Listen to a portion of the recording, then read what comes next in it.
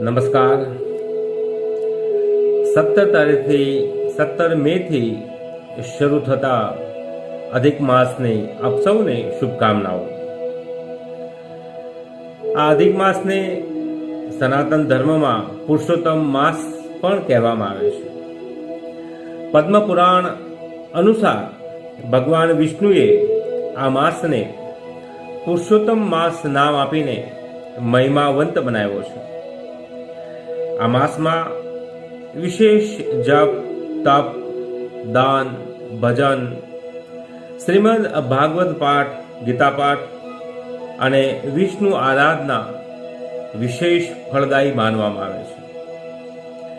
સ્કંદ પુરાણમાં તો કહેવામાં આવ્યું છે, સર્વ માસેષુ યત પુણ્યમ સર્વ તીર્થેષુ યત ફલમ તત્ફલમ કોટી ગુણિતમ પુરુષોત્તમ માસ કે.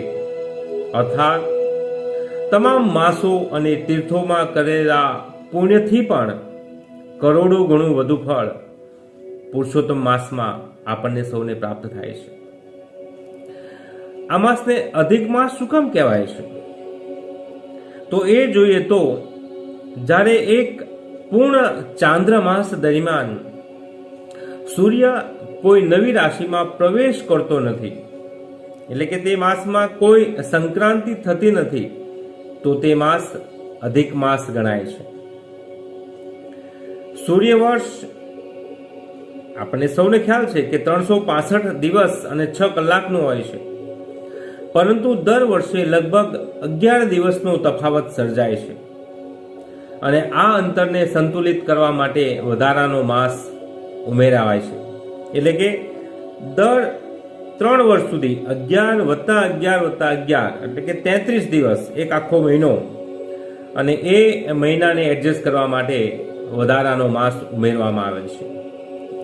ચાંદ્રમાસ મેં વાત કરી તો અમાસથી અમાસ સુધીનો સમય ચાંદ્રમાસ કહેવાય છે, જે આશરે 29 દિવસ 12 કલાક અને 44 મિનિટ જેટલો હોય છે. 12 ચાંદ્રમાસનું વર્ષ જો ગણીએ તો એ 354 દિવસનું બને છે. તો આશરે દરેક 32 મહિના 16 દિવસ અને 8 કલાક પછી એક અધિક માસ આવે છે. એનો શાસ્ત્રીય આધાર જો હું તમને જણાવું તો સૂર્ય સિદ્ધાંત શિરોમણી, વેદાંત જ્યોતિષ વગેરે ગ્રંથોમાં આ પદ્ધતિનું વિગતવાર વર્ણન આપવામાં આવ્યું છે. મહર્ષિ લાગદ, આર્યભટ્ટ, ભાસ્કરાચાર્ય જેવા મહાન ખગોળવિદોએ ભારતીય કાળગણનાને વૈજ્ઞાનિક આધાર આપ્યો છે, અને એટલે જ અધિક માસ ભારતીય કાળ ગણનાનું વૈજ્ઞાનિક અને આધ્યાત્મિક રહસ્ય છે. અધિક માસ એ સાબિત કરે છે કે ભારતીય સંસ્કૃતિમાં ધર્મ અને વિજ્ઞાન પરસ્પર વિરોધી નથી, પરંતુ એકબીજાના પૂરક છે. અહીં ઉપાસના પાછળ પણ ખગોળ વિજ્ઞાન છે અને પંચાંગ પાછળ પણ પ્રકૃતિના ગહન નિયમો કાર્યરત છે.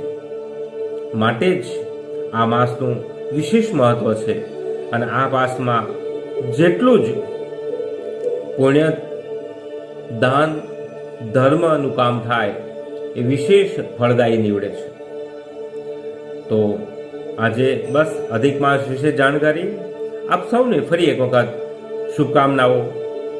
ધન્યવાદ.